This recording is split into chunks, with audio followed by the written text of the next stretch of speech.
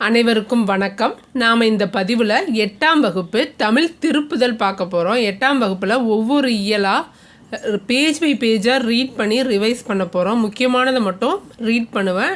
நீங்கள் ஏற்கனவே படிச்சுட்டு லாஸ்ட் மினிட்டில் ரிவைஸ் பண்ணணுன்னு நினைக்கிறவங்க இந்த வீடியோவை பயன்படுத்திக்கோங்க. ஏற்கனவே 9th 10th ஃபுல்லாகவே போட்டாச்சு. ஒவ்வொரு இயலாக ரிவைஸ் பண்ணியிருக்கேன். தேவைப்படுறவங்க பார்த்துக்கோங்க. இது 8ஆம் வகுப்பு இயல் 1 தமிழ் இன்பம்னு கொடுத்துருக்காங்க ஹெட்டிங்கு. தமிழ் மொழி வாழ்த்து, பாரதியார் பாடல், தமிழ் மொழி மரபு, தமிழ் வரி வடிவ வளர்ச்சி, சொற்பூங்கா, இலக்கணம் எழுத்துக்களின் பிறப்பு. இதில் எல்லாமே 8th ஸ்டாண்டர்ட் பொறுத்த வரைக்கும் எல்லாமே முக்கியம். ஒவ்வொரு வார்த்தைகளும் முக்கியம். எந்த பேஜையும் விட்டுறாமல் ரிவைஸ் பண்ணுங்கள். தமிழ்மொழி வாழ்த்து பாரதியார் நூல்வெளி பார்க்கலாம். இவர் கவிஞர், எழுத்தாளர், இதழாளர், சமூக சீர்திருத்த சிந்தனையாளர், விடுதலை போராட்ட வீரர் அப்படின்னு பன்முகம் கொண்டவர். இவரை சி சுப்பிரமணிய பாரதியார் இந்தியா விஜயாங்கிற இதழ்கள் நடத்தியிருக்காரு. கவிதைகள் மட்டுமின்றி சந்திரிகையின் கதை, தராசு உள்ளிட்ட உரைநடையும் எழுதியிருக்காரு. அதாவது சந்திரிகையின் கதையும் தராசும் உரைநடை நூல்கள், வசன கவிதைகளும் சீட்டு கவிதைகளும் எழுதியிருக்காரு. இவரை என்னென்னலாம் சொல்லுவாங்கன்னா, சிந்துக்கு தந்தை, செந்தமிழ் தேனி, புதிய அறம் பாட வந்த அறிஞன், மரம் பாட வந்த மறவன் அப்படிலாம் சொல்லியிருக்காரு பாரதிதாசன். இவர் விநாயகர் நான்மணி மாலை கூட பாடியிருக்காரு. பாரதியார் கவிதைகள் அப்படிங்கிற தொகுப்புலேருந்து தான் இந்த தமிழ்மொழி வாழ்த்து எடுத்திருக்கோம். மகாகவி நாள் செப்டம்பர் 11ஆம் நாள், அதையும் ஞாபகத்தில் வச்சுக்கோங்க. மகாகவி நாள் செப்டம்பர் 11. பாரதியாரை பற்றி இந்த பாக்ஸ் மட்டும் பத்தாது. பாரதியார் எந்தெந்த பாடல் பாடியிருக்காரு. இப்போ பாஞ்சாலி சபதம் பாடியிருக்காருன்னா அதில் ஒரு வரியை கொடுத்துட்டு இது எதுலேருந்து வந்ததுன்னு கேட்டிருக்காங்க. குரூப் 4லேயே கேட்டிருக்காங்க. அப்போனா பாரதியாரை நம்ம எந்த அளவுக்கு படிச்சிருக்கணும்னு பாருங்கள். அவரோட ஒவ்வொரு நூலையும் கூட விரும்பி படிச்சிங்கன்னா நல்லது. பாடல்: வாழ்க நிரந்தரம், வாழ்க தமிழ்மொழி வாழிய வாழியவே, வானம் அளந்தது அனைத்தும் அளந்திடும் வன்மொழி வாழியவே, ஏழ்கடல் வைப்பினும் தன்மனம் வீசி இசை கொண்டு வாழியவே, எங்கள் தமிழ்மொழி எங்கள் தமிழ்மொழி என்றென்றும் வாழியவே, சூழ்களி நீங்க தமிழ்மொழி ஓங்க துலங்குக வையகமே, தொல்லை வினைதரு தொல்லை அகன்று சுடர்க தமிழ்நாடே, வாழ்க தமிழ்மொழி வாழ்க தமிழ்மொழி வாழ்க தமிழ்மொழியே, வானம் அறிந்தது அனைத்தும் அறிந்து வளர்மொழி வாழியவே.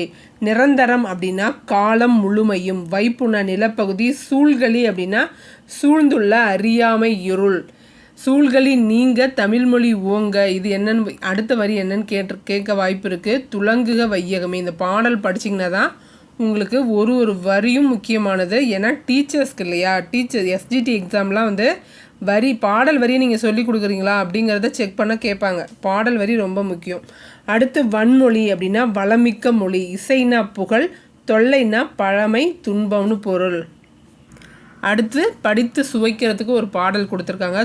அரங்கனோட பாடல். செந்தமிழே செங்கரும்பே செந்தமிழர் சீர்கார்க்கும் நந்தா விளக்கணைய நாயகியே, முந்தை மொழிக்கெல்லாம் மூத்தவளே, மூவேந்தர் அன்பே எழில் மகவே, எந்தம் உயிரும் நீ மெய்யும் நீ, ஓங்கும் அறமாம் பயிரும் நீ, இன்பம் நீ, அன்பு தருவும் நீ, வீரம் நீ, காதல் நீ, ஈசன் அடிக்குநல் அறம் நீ, யாவும் நீயே அப்படின்னு சொல்கிறாரு அரங்கன்.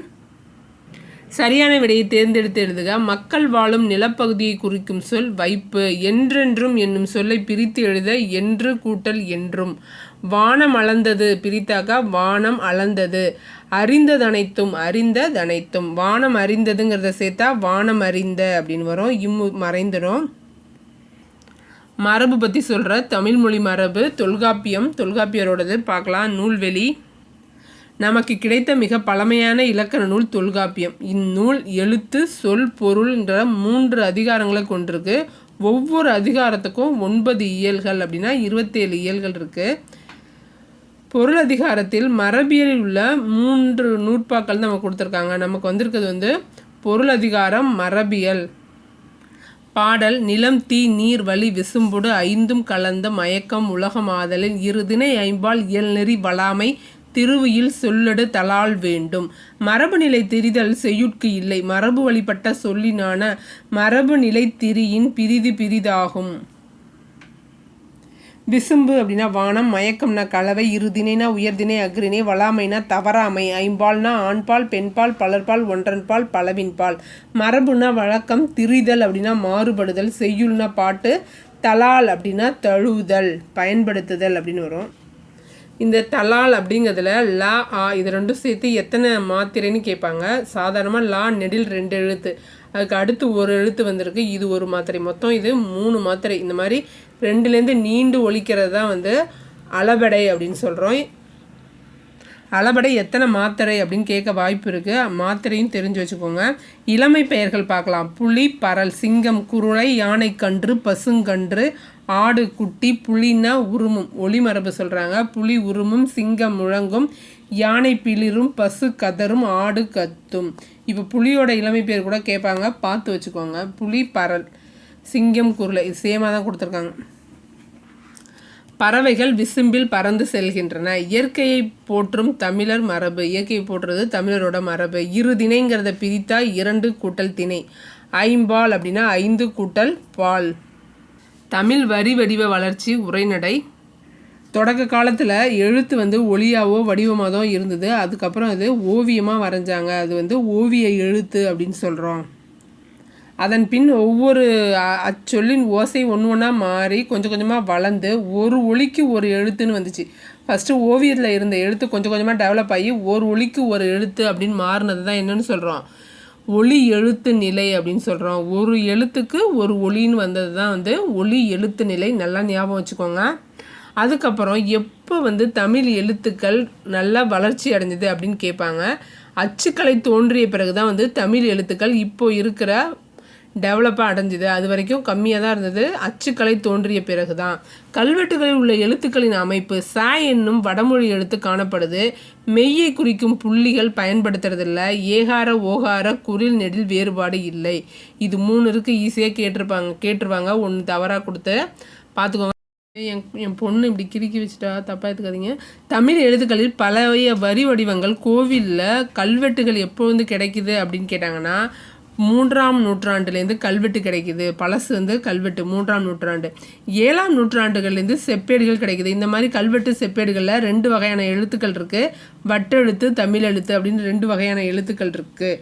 1ஆம் ராஜராஜன் சோழனின் ஆட்சி காலத்துலேருந்து 11ஆம் நூற்றாண்டுக்கு பிறகு கிடைத்த கல்வெட்டுகளில் தான் வந்து பழைய தமிழ் எழுத்துக்கள் காணப்படுது. அதுக்கு முன்னாடி வரைக்கும். அதே மாதிரி வட்டெழுத்தை பற்றி கேட்பாங்க. வட்டெழுத்து எந்த காலத்தில் கிடைச்சிது அப்படின்னா வட்டெழுத்து வந்து 8 to 11ஆம் நூற்றாண்டில் சேர மண்டல பாண்டிய மண்டல பகுதிகளில் 8ஆம் நூற்றாண்டு முதல் 11ஆம் நூற்றாண்டு வரை கிடைக்கப்பட்ட சாசனங்களில் வட்டெழுத்துக்கள் தான் இருக்குது. கல்வெட்டு 3ஆம் நூற்றாண்டுலேருந்து கிடைக்குது. செப்பேடுகள் 7ஆம் நூற்றாண்டுலேருந்து கிடைக்குது. இது 2த்துலேயுமே 2 எழுத்துக்கள் இருக்குது, வட்டெழுத்து, தமிழ் எழுத்து. அதே மாதிரி வட்டெழுத்துக்கள் கிடைக்கிற காலம் கேட்டாங்க அப்படின்னா 8 to 11. எந்த பகுதினா சேர மண்டலம், பாண்டிய மண்டலம். அதுக்கப்புறம் 11ஆம் நூற்றாண்டுக்கு அப்புறம் கிடைச்ச கல்வெட்டுகள்லாம் வந்து தமிழ் எழுத்துக்கள் தான் இருக்குது. கடைச்சங்க காலத்தில் எழுதப்பட்ட எழுத்துக்கள் கண்ணெழுத்துக்கள் என அழைக்கப்பட்டன. இதை சிலப்பதிகாரத்தில் இடம்பெறும் கண்ணெழுத்து படுத்த எண்ணு பல்புதிங்கிற தொடரால் அறிய முடியுதே. தமிழ் மொழியை எழுத 2 வகை எழுத்துக்கள் வழக்கில் இருந்தது அப்படிங்கிறத சொல்கிறது வந்து அறச்சலூர் கல்வெட்டு. இதற்கு சான்றாக இருக்குது. இந்த கல்வெட்டில் 2 எழுத்துமே இருக்குது. தமிழ் எழுத்தும் வட்டெழுத்தும் கலந்து எழுதப்பட்டிருக்கு. அதனால அறச்சலூர் கல்வெட்டு தான் வந்து 2 வகை எழுத்துக்களுக்கு எடுத்துக்காட்டு. இந்த கொஷின் கேட்டிருக்காங்க. ஏகார ஓகார குறில் எழுத்துக்களை குறிக்கிறதுக்கு மேலே புள்ளி வைக்கிற வழக்கம் வந்து தொல்காப்பியர் காலத்துலேருந்தே இருந்து வருது. நீ பாருங்கள், இப்படி எதுன்னு போட்டு மேலே புள்ளி வச்சா எதுன்னு அர்த்தம். புள்ளி வைக்காமல் இருந்தால் ஏது அப்படின்னு அர்த்தம். வெறுமனே ஏதுன்னு எழுதியிருந்தால் அது ஏது அப்படின்னு அர்த்தம். இது வந்து தொல்காப்பியர் காலத்துலேருந்து இருக்குது. அகர வரிசை உயிர் குரில் எழுத்துக்களை அடுத்து பக்கத்தில் புள்ளி வைக்கிற வழக்கமும் இருந்திருக்கு. இங்கே பாருங்கள், புள்ளி வச்சா கா, புள்ளி வச்சா தா, முன்னாடி 2 புள்ளி வச்சா கை. கவுக்கு வந்து பக்கத்தில் 2 புள்ளி வச்சா அதை கவுன்னு மீன் பண்ணிகிட்டு இருந்தாங்க. இப்போ வந்து இதெல்லாம் மாறி இருக்குது. இந்த மாற்றத்தெல்லாம் பண்ணது யார் அப்படின்னா வீரமாமுனிவர். தமிழ் எழுத்துக்களில் மிக பெரும் சீர்திருத்தத்தை செய்தது யார் அப்படின்னு கேட்டாங்கன்னா வீரமாமுனிவர் தான். அவர் தான் நம்ம தமிழ் எழுத்துக்களை எல்லாத்தையும் சீர்திருத்தம் பண்ணி இப்போ இருக்கிற மாதிரி மாற்றினார். அதே மாதிரி இந்த குறில் நெடிலுக்கு புள்ளி வைக்கிற வழக்கம் எப்போலேருந்து இருக்குதுன்னு கேட்டாங்கன்னா தொல்காப்பியர் காலத்துலேருந்து. அதுவும் கேட்பாங்க. இங்கே பாருங்கள், இந்த மாதிரி ஓ புள்ளி வைக்கிறது, இந்த கொம்பு, இது எல்லாத்தையுமே மாற்றினது வீரமாமுனிவர் தான். அதுக்கு அடுத்த சீர்திருத்தம் பண்ணவர் வந்து பெரியார். 20ஆம் நூற்றாண்டு வரைக்கும் இந்த எழுத்தெல்லாம் வந்து இந்த மாதிரி சுழியாக தான் இருந்துச்சு. இதை மாற்றினது யாருன்னு கேட்பாங்க. அது வந்து பெரியார். எப்போ இந்த சீர்திருத்தத்தெல்லாம் தமிழக அரசே ஏற்றுக்குச்சு அப்படின்னாக்கா 1978. இப்போ ஔவைங்கிறதுக்கு அவ்வுங்கிற எழுத்து போட்டுட்டு இருந்தோம், ஐயாங்கிறதுக்கு ஐ போட்டுட்டு இருந்தோம். அதெல்லாம் வந்து ஆவா தான் மாற்றிருப்பார், ஐயா அப்படிங்கிறத. தமிழ் எழுத்துக்கள் இப்போது உள்ள நிலையான வடிவத்தை பெற காரணம் அச்சுக்கலை. வளைந்த கோடுகள் அமைந்த மிக பழமையான தமிழ் எழுத்துக்களை வட்டெழுத்துக்கள்னு சொல்கிறோம். தமிழ் எழுத்து சீர்திருத்த பணியில் ஈடுபட்டவர் தந்தை பெரியார். கடைச்சங்க காலத்தில் எழுதப்பட்ட தமிழ் எழுத்துக்களை கண்ணெழுத்து அப்படின்னு அழைக்கிறோம். கடைச்சங்கம் கண்ணெழுத்து. எழுத்துக்களின் புள்ளிகளால் ஏற்படும் குழப்பங்களை களைந்தவர் வீரமாமுனிவர். சொற்பூங்கா துணைப்படமாக கொடுத்துருக்காங்க. இதுக்கான நூல்வெளி பார்க்கலாம். இதோட ஆசிரியர் வந்து இளங்குமரனார். இவரை வந்து செந்தமிழ் அந்தணர்னு சொல்லுவோம். இவர் ஆசிரியராக பணியாற்றியிருக்காரு. இவர் 5 ஆசிரியர் வருவார். நூலாசிரியர், இதழாசிரியர், உரையாசிரியர், தொகுப்பாசிரியர், ஆசிரியர் அப்படின்னு பன்முகத்திறன் பெற்றவர். இவர் இலக்கண வரலாறு, தமிழிசை இயக்கம், தனித்தமிழ் இயக்கம் உள்ளிட்ட பல நூல்களை இயற்றியிருக்காரு. தேவநேயம் என்னும் நூலை தொகுத்துள்ளார். திருச்சிக்கு அருகில் அல்லூரில் திருவள்ளுவர் தவச்சாலையையும் பாவனர் நூலகத்தையும் அமைத்திருக்காரு. இதனால் விரிவாக 9th கொடுத்துருப்பாங்க. இவரது தமிழின் தனிப்பெரும் சிறப்புகள் என்னும் நூலிலிருந்து செய்திகள் தொகுத்து இங்கு தரப்பட்டுள்ளது. கல்லுக்கு தேய்மானம் இருக்குது, சொல்லுக்கு தேய்மானம் இருக்கா அப்படின்னு கேட்டிருப்பாங்க. சொல்லுக்கும் தேய்மானமும் இருக்குது, புது புது வளர்ச்சியும் இருக்குது அப்படின்னு சொல்லியிருப்பாங்க. தமிழ் சொல் என்பதற்கு நெல் என்பது ஒரு பொருளாக இருக்குது. சொல்லுனாலும் நெல்லுனாலும் ஒன்று தான். சொன்றி சோறு என்பதெல்லாம் அதுலேருந்து வந்தது தான் அப்படின்னு சொல்லியிருக்காங்க. நெல்லில் பதர் உண்டு, ஆனால் சொல்லில் பதர் இருந்ததல்ல. எல்லா சொல்லும் பொருள் குறித்தனவே அப்படின்னு சொல்கிறாரு தொல்காப்பியர். மொழி என்பதற்கு சொல் என்பதும் ஒரு பொருள். மொழியை ஓரெழுத்து மொழி, ஈரெழுத்து மொழி அப்படின்லாம் சொல்லுவோம். மொழி என 3 மூவகை மொழிகள் இருக்குது. பொதுமொழி அப்படின்னு 2க்கும் மேற்பட்ட எழுத்துக்களுடைய மொழி வந்து 3 வகையாக குறிப்பார். 1, 2, 3க்கும் மேலே அப்படின்னு 3 வகையாக பிரிப்போம்னு சொல்லியிருக்காங்க. ஓரெழுத்து மொழி எவை எனில் நெட்டெழுத்துக்கள் 7ம் ஓரெழுத்து ஓர் மொழி அப்படின்னு சொல்கிறாரு யார்? தொல்காப்பியர். நெட்டெழுத்துக்கள் 7 ஓரெழுத்து ஒரு மொழின்னு சொல்கிறது தொல்காப்பியர். குற்றெழுத்து 1 தனித்து நின்று சொல்லாவது இல்லை என்பதையும், குற்றெழுத்து 5ம் மொழி நிறைவு இலவேங்கிறதையும் சொல்கிறாரு. மொத்தம் 11, உயிரெழுத்துக்கள் மொத்தம் 12. அதில் நெட்டெழுத்துக்கள் 7 தான் ஓரெழுத்து ஒரு மொழி, குற்றெழுத்துக்கள் ஓரெழுத்து ஒரு மொழி ஆவாது அப்படிங்கிறத சொன்னது தொல்காப்பியர். தொல்காப்பியர் சொன்னதை பார்த்துட்டோம். அடுத்து நன்னூலார் என்ன சொல்கிறாருன்னா, உயிர் வரிசையில் 6 எழுத்துக்களும், மா வரிசையில் 6 எழுத்துக்கள், தப என்னும் தபனா கிடையாது, தபன என்னும் வரிசையில் 5 எழுத்துக்களும், கசவ என்னும் வரிசையில் 4 எழுத்துக்களும், யா வரிசையில் 1 தான் இருக்கும். ஆகிய நெடில் எழுத்துக்கள் ஓரெழுத்து ஒரு மொழியாக வரும் என்றார் நன்னூலார். நோ தூ என்னும் குறிலையும் சேர்த்து 42 அப்படின்னு சொல்கிறாரு நன்னூலார். நெட்டெழுத்துக்கள் 7 தான் ஓரெழுத்துன்னு சொன்னது தொல்காப்பியர், 42ன்னு சொன்னது நன்னூலார். நல்லா ஞாபகம் வச்சுக்கோங்க. எதுன்னு பாருங்கள். உயிரெழுத்துக்கள் 6, மகர வரிசையில் 6, தகர வரிசையில் 5, 3, 2, 5. தபனன்னு ஞாபகம் வச்சுக்கோங்க. உயிர் மகரம் 6, தபன 5.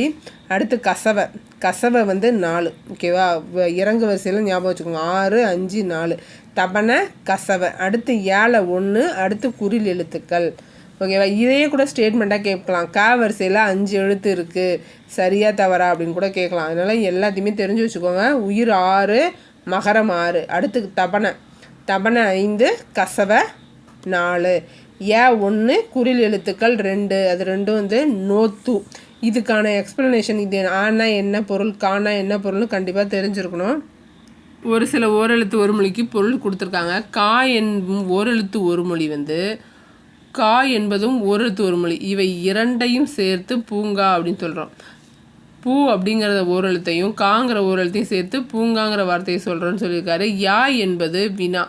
யாது, யாவர், யாவன், யாவல், யாங்கு அப்படின்னு சேர்ந்து வினாவோட சேர்ந்து முன்னாடியே வந்து வினாவை தருது அப்படின்னு சொல்லியிருக்காங்க. ஆ, மா, நீ, மீ, பி, ஊ, சே, தே இவ்வாறான ஓரெழுத்து ஒரு மொழிகளும் உள்ளன. பூங்கா இணைந்தது போல ஆமா என்பதை இணைத்து ஆமா என்னும் கலைச்சொல்லோடி வந்துருச்சு. ஆமானா காட்டுப்பசுன்னு அர்த்தம். அதே மாதிரி மாஞாலம், மாநிறம் அப்படி இல்லாமல் ஓரெழுத்து ஒரு மொழியோட சேர்ந்து வந்திருக்கு. அரிமா, பரிமா, நரிமா, வரிமா, கரிமா அப்படிங்கிற எழுத்தெல்லாம் வார்த்தைகள் எல்லாமும் ஓரெழுத்தை வச்சு தான் உருவாச்சு அப்படின்னு சொல்லியிருக்காங்க. ஈ என்னும் பொது பெயரோட குறிப்பு வந்து ஓயாது ஒளி செய்யும் ஒளி குறிப்பை காட்டி நிற்குது. ஈங்கிறது ஓயாது ஒளி செய்வது அப்படின்னு அர்த்தம். இது வந்து மாட்டு ஈ, தேன் ஈ என பகுத்தும் வழங்கப்படுது. ஈக என்று வரும்போது வழங்குதலை குறிக்கும். ஈ என்று பல்லை காட்டி இழிக்காதே அப்படின்னு சொல்லுவாங்க. இது வந்து நிறைய பொருளை தருதுன்னு சொல்லியிருக்காங்க. ஆண் என்பதோட தேய்மானம் தான் ஆ. மான் என்பது மாவாகியது. கோன் என்பது கோவாகியது. தேன் என்பது தேவானது. பேய் என்பது பேன்னு மாறிச்சு. இதெல்லாம் வந்து காலத்தினால தேய்மானம் ஆயிடுச்சு, வார்த்தைகள் தேய்மானம் ஆனது அப்படின்னு சொல்லியிருக்காங்க. ஒரு வார்த்தை ஒரு எழுத்து எப்படிலாம் மாறுதுங்கிறத சொல்கிறாங்க. இங்கே பாருங்கள், எட்டத்தில் போகிறவனை, தூரத்தில் போகிறவனை ஏய் அப்படின்னு அழைப்போம். ஏங்கிறதுக்கு வேறு பொருளும் இருக்குது. என்னென்னா கூடு, பொருந்து, சேர் அப்படின்னு பொருள் என்னும் பொருளையும் உடையது. ஏ என்பது ஏ என வழக்கத்தில் ஊன்றிவிட்டது. தூரத்தில் போகிறவங்கள ஏன்னு கூப்பிட்டுட்டு இருந்தோம், அப்புறம் ஏன்னு கூப்பிட ஆரம்பிச்சிட்டோம். அதுக்கப்புறம் வந்து அம்பு விடுதலை வந்து ஏவுதல்னு சொல்லுவோம், அதுவும் ஏன்று மாறிடுச்சு. ஏவும் அன்பு அப்படிங்கிறதும் ஏ அப்படின்னு மாறிடுச்சு. அதே மாதிரி அம்பு வேகமாக போகிறதுனால விரைந்து செல்கிறவங்களையும் அம்பு அப்படின்னு சொல்கிறாங்க, ஏய் அப்படின்னு சொல்கிறாங்க. ஏவுறவங்கள வந்து அம்பை விடுறவங்கள வந்து ஏவலன் எனப்பட்டான். உரிய கடமை புரிகிறவனை, ஏங்கிற வார்த்தையிலேருந்து தான் அந்த கடமையை செய்கிறவனை ஏவலன் அப்படின்னு அழைக்கப்பட்டாங்க. அம்பு எப்படி வேகமாக போய் செஞ்சிருது வேலையை, அதனால் கடமையை செய்கிறவனை ஏவலன் அப்படின்னு சொல்கிறாங்க. அம்பு விடும் கலையை ஏகலை என்றது தமிழ். எதனால்? அந்த அம்பை ஏகிறதுனால, அந்த ஒரு எழுத்துனால தான் இந்த வார்த்தை வந்திருக்கு. அதில் வல்லவனை ஏகலைவன் என்று பாராட்டியது. ஏவு என்னும் சொல் ஏ என்று ஆனது மட்டுமின்றி ஏய் அப்படின்னும் ஆயிடுச்சு. அதுக்கப்புறம் வந்து அம்பு மாதிரி கூர்மையான முள்ள உடைய முள்ளம்பன்றியோட பழம்பெயர் வந்து எய்பன்றி அப்படின்னு ஆச்சு. அதுக்கப்புறம் வந்து அம்பு எய்பவரை எய்னர்னும் அவர் தம் மகளிரை வந்து எய்னியர் அப்படின்னு சொல்கிறோம். அவ்வளோதான் இந்த லெசனில் உள்ள இன்ஃபர்மேஷன்ஸு. இந்த வார்த்தைகள்லாம் ரொம்ப முக்கியம், கேட்க வாய்ப்பு இருக்குது. வார்த்தைகளும் அதுக்குள்ளே அர்த்தத்தையும் பார்த்துக்கோங்க. எழுத்துக்களின் பிறப்பு. எழுத்துக்கள் எப்படி பிறக்குது? நம்ம ஒவ்வொரு உறுப்பையும் அசைக்கிறதுனாலையும் மார்புலேருந்து காற்று வெளியில் வர்றதுனாலையும் அதுதான் எழுத்துக்கள் உருவாகுது. எழுத்துக்கள் பிறப்பை வந்து 2 வகையாக சொல்கிறோம். இடப்பிறப்பு, முயற்சி பிறப்பு. இது முக்கியமானது. எழுத்துக்கள் பிறக்கிறத 2 வகையாக பிரிக்கிறோம். எழுத்துக்கள் பிறப்புக்கான உறுப்புகள் கூட கேட்க வாய்ப்பு இருக்குது. காற்றானது மார்பு, தலை, கழுத்து, மூக்கு ஆகிய 4 இடங்களில் ஒன்றில் பொருந்தி இதழ், நாக்கு, பல், வாய் ஆகிய உறுப்புகளோட முயற்சியினால் ஒளி தோன்றுது, வார்த்தைகள் பிறக்குது. அடுத்து எழுத்துக்களின் இடங்கள். கழுத்தை இடமாக கொண்டு உயிரெழுத்தும் மெய்யெழுத்தும் பிறக்குது. உயிரும் மெய்யும் வந்து கழுத்தை இடமாக வச்சுருக்கு. உயிரெழுத்தும் இடையின மெய்யெழுத்தும், மெய்யெழுத்துன்னு எப்படி சொல்கிறேன் நீ, உயிரெழுத்தும் இடையின மெய்யெழுத்துக்களும் வந்து கழுத்தை இடமாக வச்சுருக்கு. வல்லினம் மார்பு, மெல்லினம் மூக்கு. 3 ஞாபகம் வச்சுக்கோங்க. மெல்லினம் மூக்கு. உயிர் இருக்கணும்னு வச்சுக்கோங்களேன், கழுத்து இருக்கணும். உயிர் இருந்தால் தான் கழுத்து இருக்கணும். அதே மாதிரி இடையில இருக்குது, தலைக்கும் உடம்புக்கும் இடையில வந்து கழுத்து இருக்குது. அதனால இடையினமும் உயிரெழுத்தும் வந்து எழுத்துக்கள் பிறப்பு 2 வகையில். இடப்பிறப்பு பார்க்கலாம். இடப்பிறப்பு எங்கெங்கெல்லாம் பிறக்குது அப்படின்னா, கழுத்தை இடமாக கொண்டு 2 பிறக்குது. கழுத்துனாக்கா உயிர், கழுத்து இருந்தால் தான் உயிர் இருக்கும். அதனால் கழுத்து வந்து உயிர் எழுத்து. அதே மாதிரி இடையின எழுத்து, தலைக்கும் உடம்புக்கும் இடையில கழுத்து இருக்குது. அதனால் இடையின எழுத்து எல்லாம் கழுத்துலேருந்து பிறக்குது, கழுத்தை இடமாக கொண்டு பிறக்குது. வல்லினம் மார்பு, மெல்லினம் மூக்கு. மெல்லினம் மூக்கு. கசட தபரா சொல்லி பார்த்தீங்கனாலே உங்களுக்கு தெரியும், அது மார்பில் தான் நின்று வரும் சவுண்டு. மெல்லினம் சொல்லி பார்த்தீங்கனாலும் வரும், இடையினம் சொல்லி பார்த்தீங்கனாலும் உங்களுக்கு கழுத்தில் தான் பிறக்குது அப்படிங்கிறது தெரியும். இதில் இங்கே இந்த 2 படிச்சிங்கனாலே போதும். ஆ ஆ ஆகிய 2 எழுத்துக்கள் வந்து வாயை திறக்கிறதுனாலையும் ஊ ஊ ஓ அந்த 3ம் இந்த 5ம் வந்து வாய் திறக்கும் முயற்சியுடன் இதழ்களை குவிப்பதனால் பிறக்குது.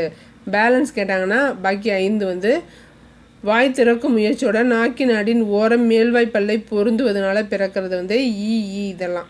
ஆ வந்து அங்காப்பு உடையது, இது வந்து உதடை குவிப்பதனால. காஞ வந்து நாவின் முதல், அன்னத்தின் அடி. ஞாபகம் வச்சுக்கோங்க. காஞ ஞாவின் முதல், இது முதல் எழுத்து, அதனால ஞாவின் முதல். இச்சு இஞ்சி வந்து இடை இடைன்னு வரும். நாவின் இடை, அன்னத்தின் இடை. இஞ்சின்னு ஞாபகம் வச்சுக்கோங்க. இஞ்சி இருக்குல்ல, இச்சி இஞ்சி. இஞ்சி வந்து இடுப்பு அப்படின்னு ஞாபகம் வச்சுக்கோங்க. நாவின் இடை, இடை இருக்கு இல்லையா, அதனால சொல்கிறேன். இடைப்பகுதி ஞாபகம் வச்சுக்கோங்க. நாவின் இடை, அன்னத்தின் இடைன்னு வந்தீங்கன்னா இச்சி இஞ்சி. இட்டு இன்னு ஆகிய 2 மெய்யும் நாவின் நுனி, அன்னத்தின் நுனி. முதல்ல நுனி அடின்னு வரும், அடுத்து இடை இடைன்னு வரும், அடுத்து நுனி நுனின்னு வரும். இட்டு இன்னு, இது வரிசையாக அந்த எழுத்தை எழுதிக்கோங்க. நாவின் நுனி அன்னத்தின் நுனியை பொருந்துவதனால.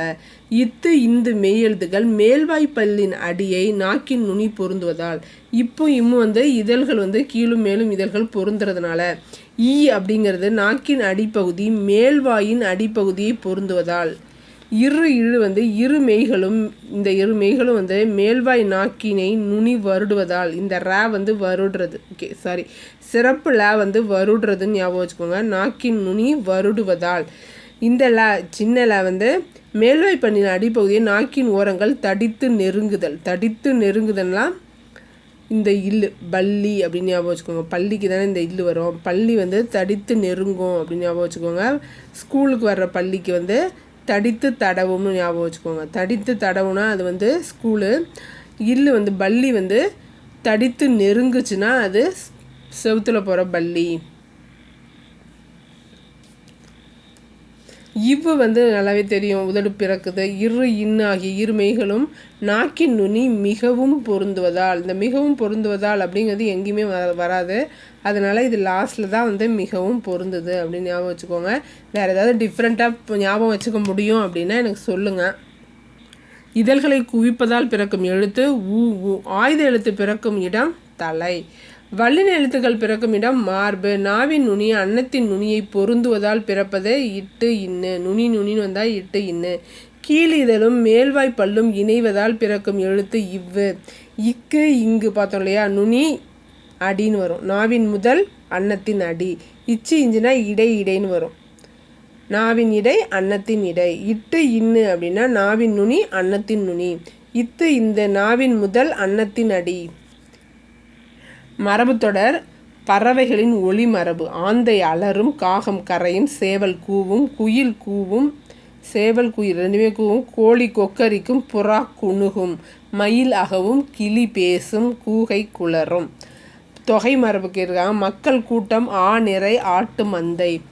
வினை மரபு சோறு உண், முறுக்கு தின், சுவர் எழுப்பு, தண்ணீர் குடி, பால் பருகு, கூடை முடை, பூ கொய். பூக்களை கொய்ன்னு சொல்லணும். இலைய பறின்னு சொல்லணும். பானையை வனைன்னு சொல்லணும். பாலாக இருந்தால் பருகுன்னு சொல்லணும். தண்ணீராக இருந்தால் குடின்னு சொல்லணும். கலைச்சொல் அறிவோம். ஆர்டிகுலேட்டரிக் ஃபோனெட்டிக்ஸ் அப்படின்னா ஒளி பிறப்பியல். கான்சனன்ட்ஸ்னால் மெய்யொலி. நேசல் கான்சனன்ட் சவுண்ட் அப்படின்னா மூக்கொலி. எபிகிராஃப்னா கல்வெட்டு. வவ்வல்னா உயிரொலி. லாக்ஸிகிராஃபி அப்படின்னா அகராதி. ஃபோனிமி அப்படின்னா ஒளியன். பிக்டோகிராஃப் அப்படின்னா சித்திர எழுத்துக்கள். இது சொற்களை ஒழுங்குபடுத்துறது ஈஸி தான். வளைந்த கோடுகளால் அமைந்த தமிழ் எழுத்துக்களை வட்டெழுத்துக்கள்னு சொல்கிறோம். உலகம் உள்ளவரை தமிழ் மொழி வாழட்டும். பகைவர் வென்றதை பாடும் இலக்கியம் பரணி. உயிரெழுத்துக்கள் பிறக்கும் இடம் கழுத்து ஆகும். அம்பு விடும் கலையை ஏகலை என்றது தமிழ். இதோட இயல் 1 முடியுது. தேவைப்படுறவங்க பயன்படுத்திக்கோங்க. ஏதாவது சஜஷன் இருந்தால் சொல்லுங்கள். நன்றி, வணக்கம்.